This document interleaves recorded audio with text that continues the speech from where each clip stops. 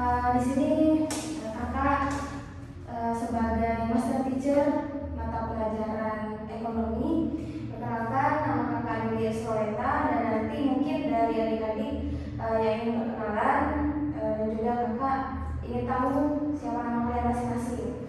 Oke. Nah, jadi sebelum kita ke materi, mungkin nanti pertama-tama perkenalan terlebih dahulu. Kebetulan kakak juga belum tahu masing-masing nama adik-adik itu siapa. Nah, untuk pertama namanya siapa kak? Siapa Deliana. Oke, dari SMA PGRI juga. PGRI.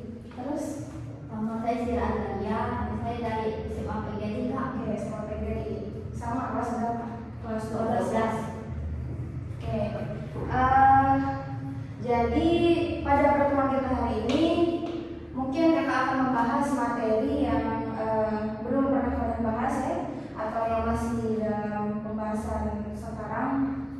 Nah, untuk adik-adik ya, jadi kita langsung saja untuk hari ini kita mau belajar apa sih? Nah, kita lihat dari poin-poin di sini ada 3 ya. Kita mau belajar apa hari ini? Nah, hari ini kita mau belajar mengenai materi pendapatan nasional dan kesenjangan ekonomi. Oke. Nah, sebelum ke penjelasan, mungkin kakak refleksi terlebih dahulu untuk adik-adik. Apakah sudah pernah mendengar kalimat pendapatan nasional sebelumnya? Sudah. Sudah. Apa itu? Atau yang kalian tahu di benak kalian mengenai pendapatan? Apa itu pendapatan? Pendapatan Hasil atau biasanya upah ya? Ya. Oke, itu. Berarti kakak dari tadi mengenai pendapatan nasional itu hasil atau upah. Oke. Nah, itu secara singkat, ya secara singkat. Nah, nanti kakak akan jabarkan, oke? Kakak akan jabarkan apa sih itu pengertian dan perhitungan, bagaimana cara menghitung atau metode penghitungan pendapatan nasional, dan juga yang kedua apa itu pendapatan per kapita, dan ketiga kesenjangan ekonomi. Nah, ini sebenarnya pelajaran ini wajib ya, karena kita menghitung pendapatan nasional itu wajib dalam masyarakat Indonesia. Oke. Nah, untuk pertama, oke, boleh dicatat ya, atau boleh difoto. Oke. Boleh dicatat atau difoto, silakan. Dan nanti kalau ada pertanyaan boleh ditanyakan ke kakak ya. Nah, untuk pengertian pendapatan nasional. Oke. Pendapatan nasional. Nah, tadi dari adik-adik bahwasanya pendapatan nasional itu adalah hasil atau upah. Nah, secara keseluruhan pendapatan nasional itu adalah jumlah akhir produk barang atau jasa. Oke. Jumlah produk barang atau jasa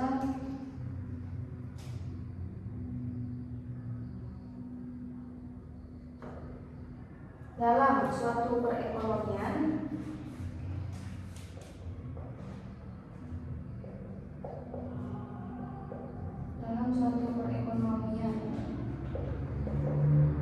pada periode tertentu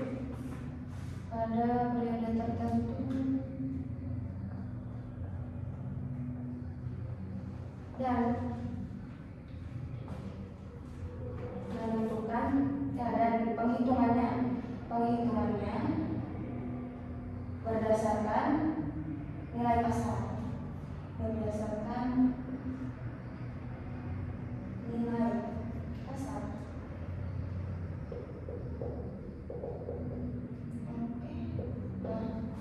Nah, itu yang kakak garis bawahi, nilai pasar.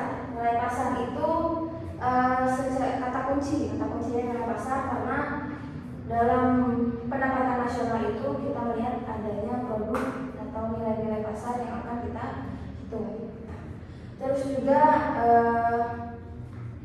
dan ada barang dan jasa. Barang dan jasa, produk apa saja yang yang dijual, terus juga pendapatannya dari produksi, terus juga dari pengeluaran dan pendapatan.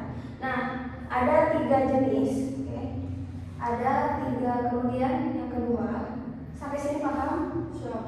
Jumlah adil produk barang atau jasa. Oke, yang kedua adalah jenis pendapatan nasional. Jenisnya ada 3. Saya jelaskan secara singkat. Jenisnya ada 3. Yang pertama yaitu dengan pendekatan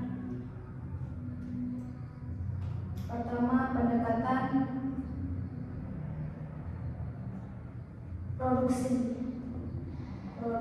kedua pendekatan produksi, yang kedua pengeluaran.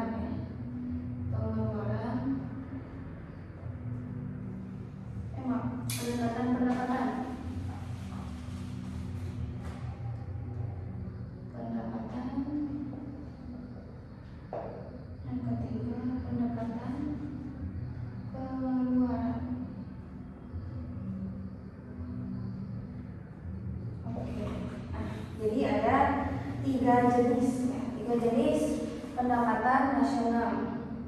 Nah, ini 3 jenis ini nanti akan terdapat metode penghitungan. Nah,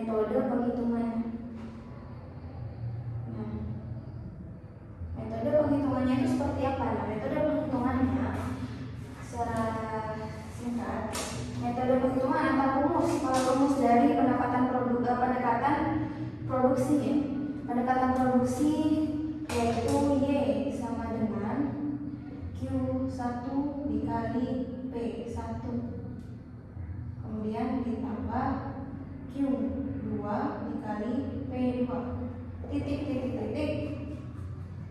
Qn dikali Pn. Oke. Sampai sini ada yang mau ditanyakan? Coba ya. Q1 itu maksudnya PK? Keterangannya. Oke. Q, apa itu yang dimaksud dengan Q1, P1, Q2, P2? Oke, keterangannya Q itu adalah kuantitas atau jenis barang. Kalau P itu adalah harga, ya. Nah, jadi kalau misalkan di soal Q1, P1, Q2, P2 itu nanti di soal itu kan ada misalkan jenis barang A adalah titik namanya, terus harganya 20.000. Terus jenis barang B bekas harganya 25.000. Nah, nanti ditulis untuk QNPN ini harga dasar dan jenis barang dan dasar. Oke, paham? Ya, selanjutnya oke, Y ini sama dengan pendapatan nasional, ya. Y sama dengan pendapatan nasional. Nah, untuk pendekatan Y sama dengan W plus R plus I plus P. R-nya R kecil. Nah, kalau ini hurufnya huruf kecil, ya. Jadi kalau ingin menghafal rumus pendekatan secara singkat, dilihat aja kata kuncinya kalau pendekatan produksi Q dan P. Kalau untuk pendekatan pendapatan, bilang aja WRIP atau WIP. Nah, jadi W itu adalah upah, ya, upah. R itu adalah sewa. I investasi dan P keuntungan atau laba. Nah, untuk pendekatan pengeluaran ini sama. Kita menghitung rumusnya pendapatan nasional adalah Y, ya. Y pendapatan nasional sama dengan C plus I. Nah, kalau ini huruf kapital, ya, kapital semua, plus G ditambah X dikurang M. Oke, untuk keterangannya pendekatan pengeluaran, pendapatan nasional atau Y sama dengan C adalah konsumsi. Ya. I itu investasi, Y itu government, itu adalah pengeluaran pemerintah. Ditambah X kurang M, X itu adalah ekspor dan M adalah impor. Oke. Nah, lagi sekali lagi, C itu adalah konsumsi, I itu investasi, terus G itu apa namanya tadi, government atau pengeluaran pemerintah, X itu ekspor dan M impor. Ini sudah ya, gue upah, sewa, investasi, apa. Nah, dari metode penghitungan ini, jadi kalau pendekatan produksi itu maksudnya adalah semua hasil produk, ya, semua hasil produk yang terdiri dari barang industri maupun barang jasa, terus barang apa namanya perdagangan dan agraris. Nah, itu semuanya diproduksi. Oke. Dan juga untuk pendekatan pendapatan itu di sini adalah upah, sewa, investasi dan laba yang dimiliki oleh pemilik produksi. Nah, untuk pendekatan pengeluaran itu terdiri dari konsumsi. Jadi pendekatan pengeluaran ini semua unit ekonomi yang bergantung. Yang pertama adalah konsumen yang dilakukan oleh masyarakat. Yang kedua yaitu pengeluaran produsen rumah tangga, yaitu investasi. Yang ketiga pengeluaran pemerintah. Nah, pengeluaran pemerintah apa aja? Pengeluaran pemerintah itu adalah pajak, ya, subsidi, terus penerimaan gaji. Ya. Nah, terus sama dengan juga pengeluaran publik. Pengeluaran publik itu adalah pengeluaran masyarakat. Kemudian ada pengeluaran luar negeri yaitu ekspor dan impor. Oke, itu maksudnya. Nah, jadi pendekatan pengeluaran ini, pengeluaran apa saja yang dikeluarkan oleh masyarakat. Ya. Pertama-tama semua unit ekonomi itu maksudnya konsumen berperan, ya. Konsumen berperan membeli produk-produk, produsen berperan membuat produk, terus juga pemerintah berperan, ya. Dan juga luar negeri juga berperan. Nah, untuk produksinya apa saja? Produksinya yaitu kita menjualkan produk-produk, ya, perdagangan dan lain-lain, produk industri atau produk-produk jasa, produk barang pada perusahaan domestik. Tahu perusahaan domestik?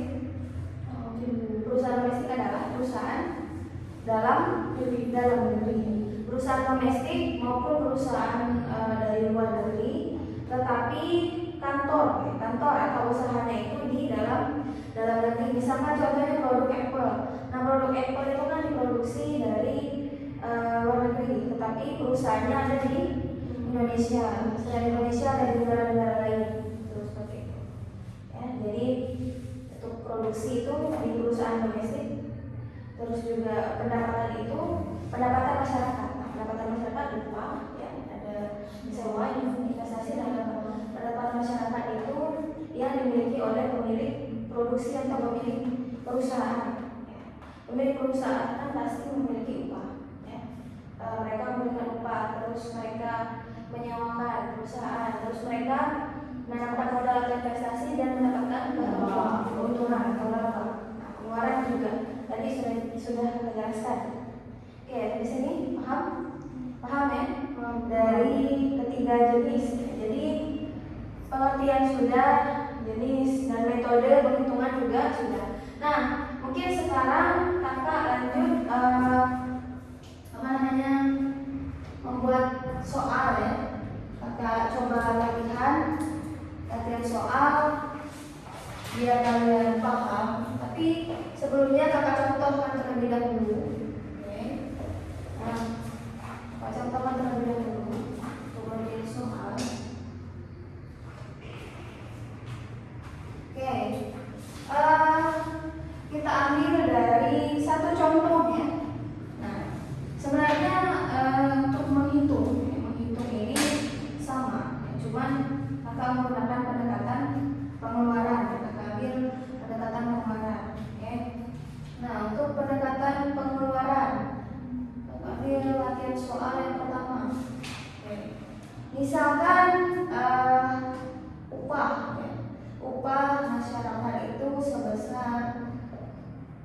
juta. Oke, terus sewa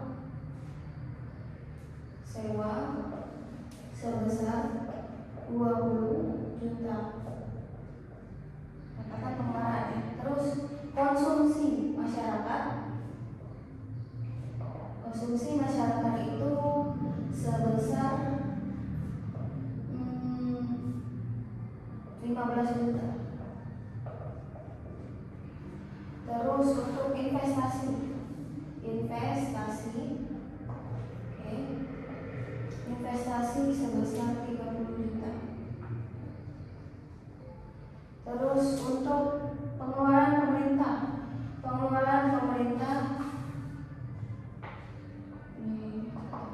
misalkan 5 juta misal ya. Tapi kalau pengeluaran pemerintah tidak mungkin hanya 5 juta, ini kita misalkan saja. Terus untuk ekspor 1 juta dan impor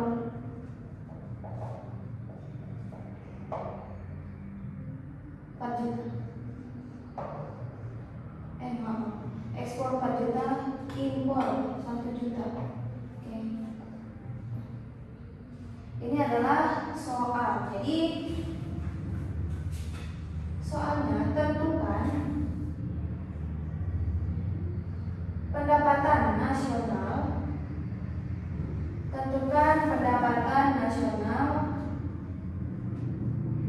dengan metode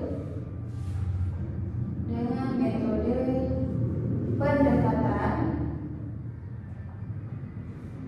pengeluaran. Berarti pendekatan pengeluaran rumusnya apa tadi? Y sama dengan C plus I tambah X kurang M. Ya. Jadi diingat rumusnya. Oke, kita hitung secara sama-sama. Kita ambil rumusnya, yaitu Y sama dengan C plus I plus G plus X kurang M. Oke. Nah, C itu apa tadi? Sama dengan konsumsi berapa? Konsumsi 15 juta. Oke.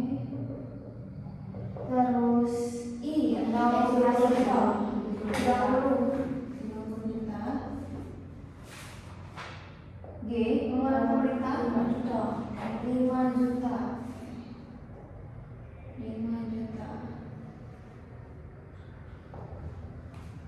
Ditambah ekspor 4 juta. Impornya 1 juta. Ini harus ditutup kurung, dalam kurung tutup kurung. Oke. Ekspor dan impor pengeluaran apa tadi? Pengeluaran masyarakat luar negeri. Oke. Kita hitung dari yang gampang. Dari yang gampang berarti yang dalam kurung 4 juta dikurang 1 juta. 3 juta. Oke. 3 juta berarti kita tambah di sebelumnya 15 tambah 30 berapa? 45 juta. 45 ditambah 5 50 juta. Oke, 50 juta. 53 juta. Oke. Jadi pendapatan nasional dengan pendekatan pengeluaran adalah 53 juta. Oke, 53 juta. Paham? Oke. Ini gampang atau susah? Gampang. Jadi kalau pendekatan pengeluaran tinggal menambahkan dan mengurangi. Oke. Kalau sudah paham, kakak beri satu latihan soal lagi ya. Nanti kakak beri waktu sekitar 2 menit ya. Nah, kalau sudah bisa, boleh nanti maju ke depan. Nah, soalnya kakak ganti.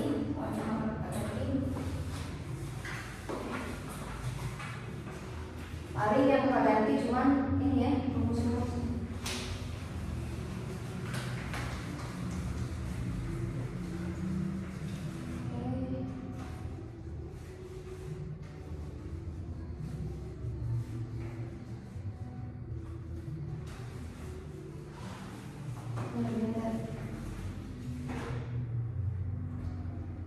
Konsumsi ambil 5 juta, investasi 17 juta, pengeluaran pemerintah 20 juta, ekspor 6 juta, impor 4 juta. Rumusnya memakai rumus pendekatan pengeluaran ya. Y sama dengan C plus I plus G plus X kurang M. Oke, silakan hitung. Ada waktu 2 menit. Sudah, oke. Ada yang mau maju ke depan, silakan. Hitung yang gampang dulu ya. X kurang M, ekspor impor dikurangi dulu, baru nanti ditambah. Oke, silakan. Boleh lihat buku kan? Boleh.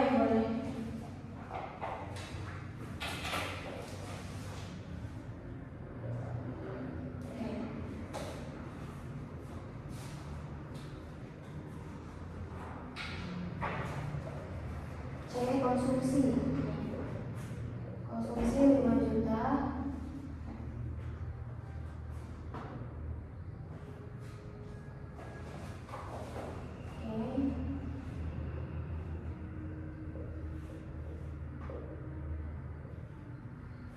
Dalam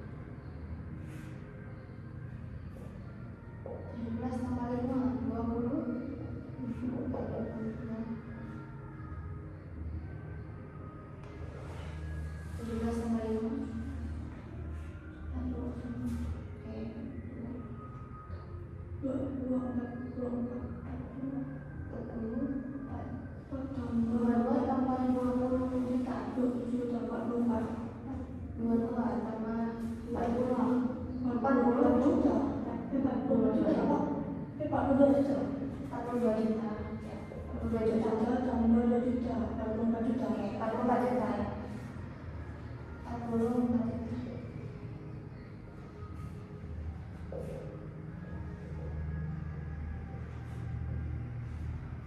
sip.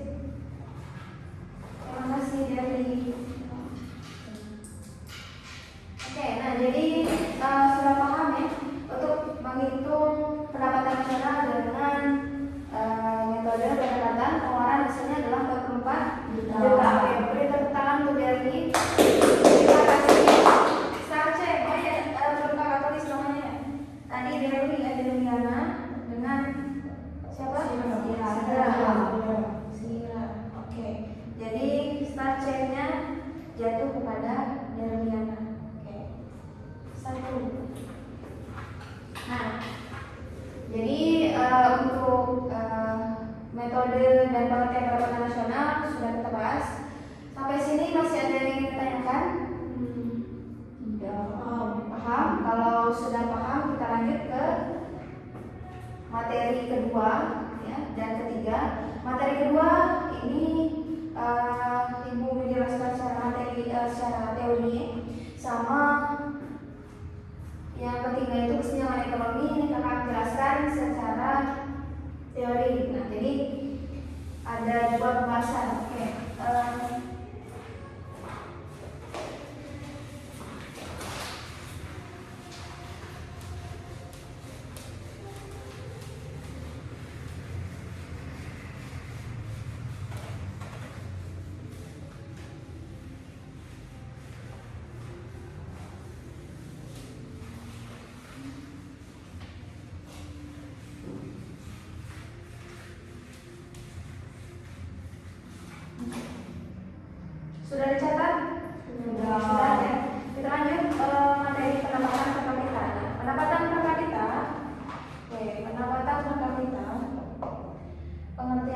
adalah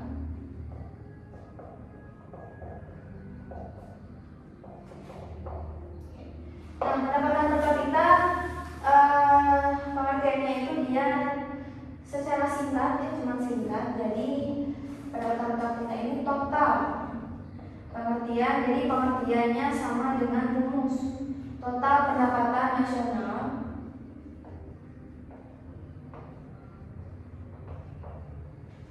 dibagi jumlah penduduk.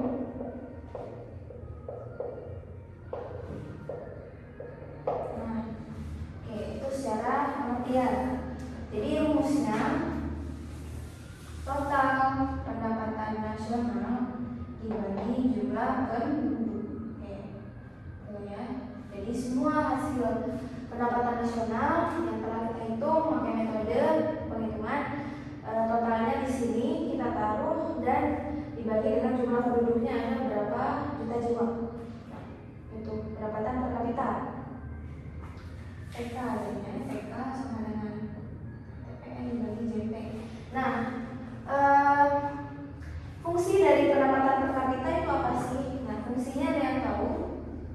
Fungsinya fungsi pendapatan per kapita, fungsi atau manfaat. Fungsi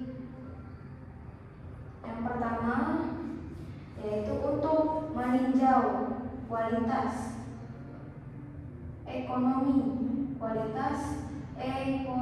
suatu negara. Yang kedua itu sebagai acuan kebijakan di masa depan. Yang ketiga sebagai untuk kelancaran pelaksanaan ekonomi.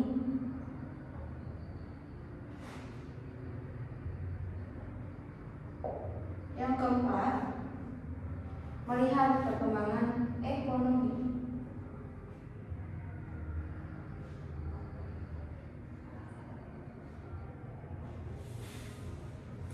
Oke. Nah, jadi ada 4 poin fungsinya. Keempat poin ini, jadi adanya pendapatan per kapita itu untuk melihat atau meninjau, terus juga sebagai acuan dan kelancaran. Jadi dengan rumus ini yaitu fungsinya untuk meninjau kualitas ekonomi. Nah, kita tinjau atau kita awasi kualitas ekonomi Indonesia itu seperti apa, apakah sudah baik dan apakah mengalami penurunan. Terus yang kedua sebagai acuan kebijakan di masa depan. Nah, jadi ibaratnya di sini evaluasi mengenai perekonomian suatu negara. Nah, jadi kita lihat kalau sudah ketemu hasil dari pendapatan per kapita. Jadi kalau pendapatan per kapitanya tinggi ini lebih besar, berarti masyarakat sejahtera. Kalau lebih kecil, berarti masyarakat mengalami ketimpangan. Jadi kalau pendapatan per kapita lebih besar atau lebih tinggi, masyarakat akan lebih sejahtera. Kalau lebih rendah atau lebih kecil, masyarakat akan mengalami ketimpangan ekonomi atau kesenjangan ekonomi yang nanti akan kita bahas di materi ketiga. Oke. Nah, jadi setelah ketemu jawabannya, kita lihat dari fungsi ini apakah sudah memenuhi kriteria pendapatan per kapita atau belum. Kalau misalkan pendapatan per kapitanya lebih tinggi dari hasilnya, berarti dari 4 fungsi ini berlaku dalam masyarakat. Kalau lebih rendah, 4 fungsi ini sudah berlaku, sudah diajukan, tetapi masyarakat tetap mengalami ketimpangan. Paham ya? Oke. Ada yang ditanyakan? Tidak? Paham? Oke. Nah, kemudian materi terakhir ya, kesenjangan ekonomi. Jadi di sebelahnya kesenjangan ekonomi. Jadi tadi seperti yang Kakak bilang, kalau pendapatan per kapitanya lebih kecil itu masyarakat akan mengalami ketimpangan. Oke, ketimpangan atau kesenjangan ekonomi. Kalau menurut kalian, ketimpangan itu ketimpangan apa saja yang ada di masyarakat Indonesia? Ketimpangan dalam hal apa? Oke, pekerjaan. Sudah masuk ke materi kesenjangan ya. Nomor 3. Kesenjangan ekonomi. Yang kalian tahu tadi apa ketimpangan mengenai pekerjaan. Pekerjaan. Terus upah atau gaji. Terus apalagi masih ada pekerjaan, upah, dan ini ya finansial.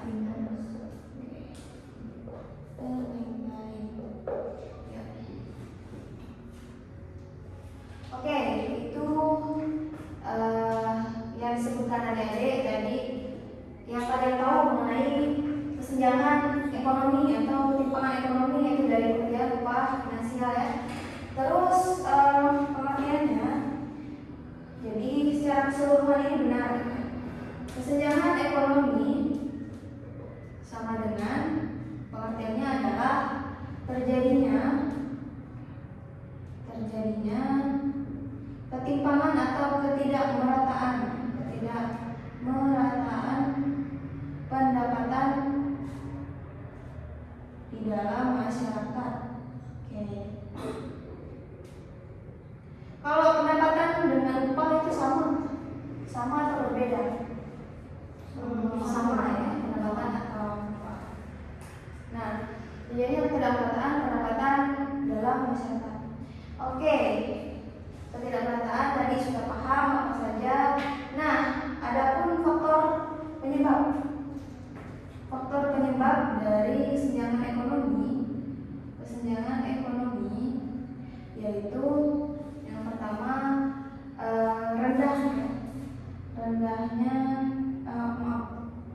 terjadinya kondisi demografis. Terus dua, rendahnya pendidikan.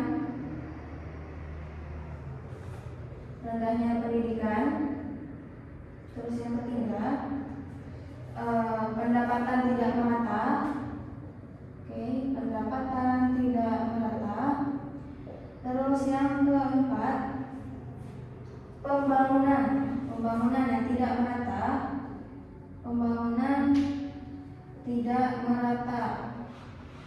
Terus yang kelima terakhir, yaitu adanya pendapatan, pembangunan, dan kurangnya lapangan pekerjaan. Oke. Nah, ini adalah faktor penyebab dari kesenjangan ekonomi ya. Faktor penyebabnya ada 5. Terjadinya kondisi demografis yang sangat meledak.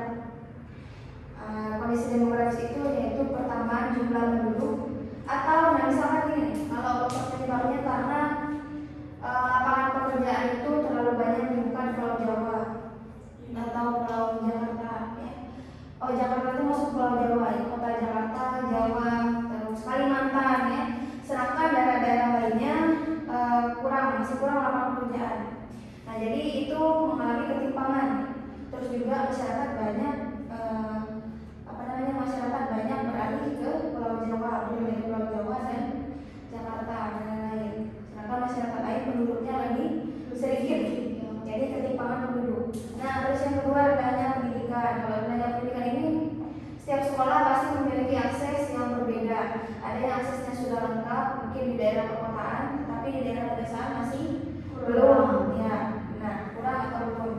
Nah, terus yang ketiga pendapatan tidak merata. Pendapatan tidak merata ini dari masing-masing para pekerja swasta ataupun pegawai negeri sipil dan lain-lain, ataupun yang bekerja di perusahaan, mereka mendapatkan gaji yang berbeda atau upah yang berbeda. Jadi pendapatan masyarakat perkotaan sama dengan masyarakat industri dan juga masyarakat pedesaan itu pendapatannya berbeda. Lebih tinggi perkotaan atau pedesaan? Perkotaan. Jadi ketimpangan ya.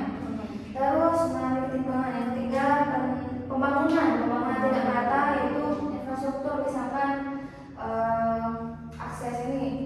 Kalau misalnya dihitung itu jembatan belum ada ya, karena kita masih terpisah dengan Pulau Bangka. Nah, terus nih akses apa lagi ya?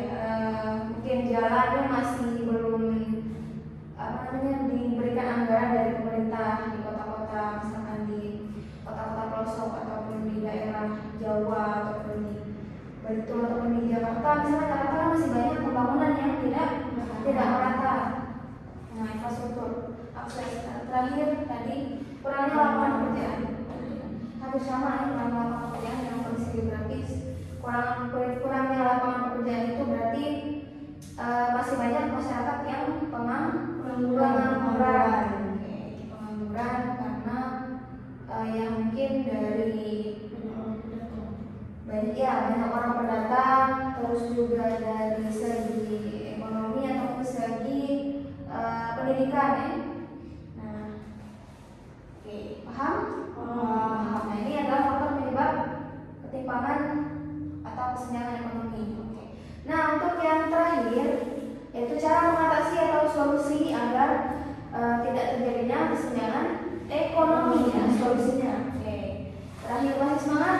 Masih ya. Oke. Ini materi terakhir. Materi terakhir kita. Dan nanti kakak akan menyuruh kalian ya. Jadi untuk hari ini apa saja materi yang kita pelajari dan boleh disimpulkan secara singkat yang kalian ketahui saja. Jadi apa tadi solusinya?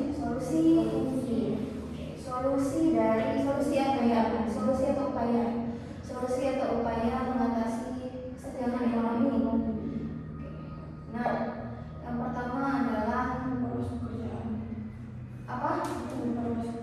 Memperluas pekerjaan. Oke, perluas pekerjaan. Oke, start lagi buat Juliana. Nah, memperluas pekerjaan. Terus yang kedua itu kualitas pendidikan yang diperbaiki, kualitas pendidikan. Terus juga pajak yang adil, harus adanya pajak yang adil. Terus subsidi dari pemerintah. Terus juga pembangunan infrastruktur.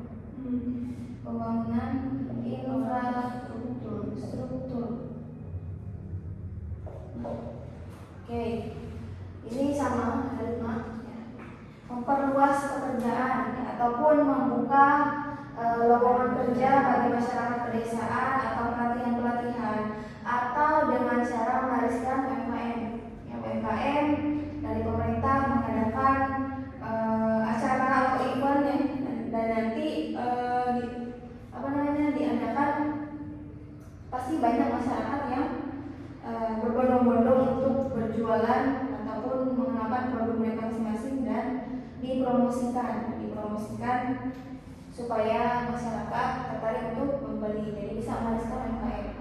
Nah, itu ataupun melakukan pelatihan kepada masyarakat desa. Kedua, kualitas pendidikan. Kualitas pendidikan ini ya satu-satunya jalan adalah akses pendidikan yang harus diberikan oleh pemerintah kepada sekolah-sekolah yang aksesnya masih belum merata, masih belum ada, misalkan papan tulis atau misalkan ruang kelasnya masih belum bagus. Nah, nanti akan dibenarkan atau diperbaiki. Oke. Terus juga untuk teknologi, kalau sekarang kan pendidikan itu sudah memakai handphone dan juga komputer. Nah, terus yang ketiga, pajak yang adil. Pajak yang adil ini caranya yaitu pemerintah harus mengadakan pajak atau menyuruh masyarakat untuk membayar pajak lebih besar. Masyarakat yang mampu, bukan yang tidak mampu. Jadi nanti hasilnya akan didistribusikan dan untuk membantu kepada masyarakat yang kurang mampu. Terus subsidi, tahu subsidi? Apa itu subsidi?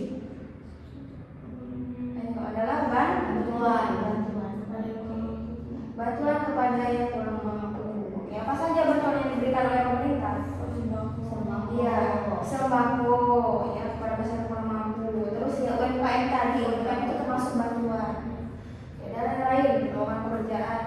Terus yang kelima, pembangunan infrastruktur. Nah, berarti kebalikannya saja tadi infrastrukturnya masih belum memadai, berarti perbaikannya adalah lebih dibuatkan lagi yang lebih bagus, diperbaiki misalkan jembatan ya, jembatannya apa namanya rusak atau apa segala macam, nah nanti diperbaiki, dibuat lebih bagus itu infrastruktur, akses, terus juga misalkan kalau di kota misalnya dibuat apa ya, alun-alun taman kota dan lain-lain. Infrastruktur itu transportasi ya, bisa transportasi, bisa pembangunan jalan dan lain-lain. Transportasi misalkan kalau di Jakarta itu kan dulu belum ada MRT, sekarang sudah ada MRT, kereta api, MRT.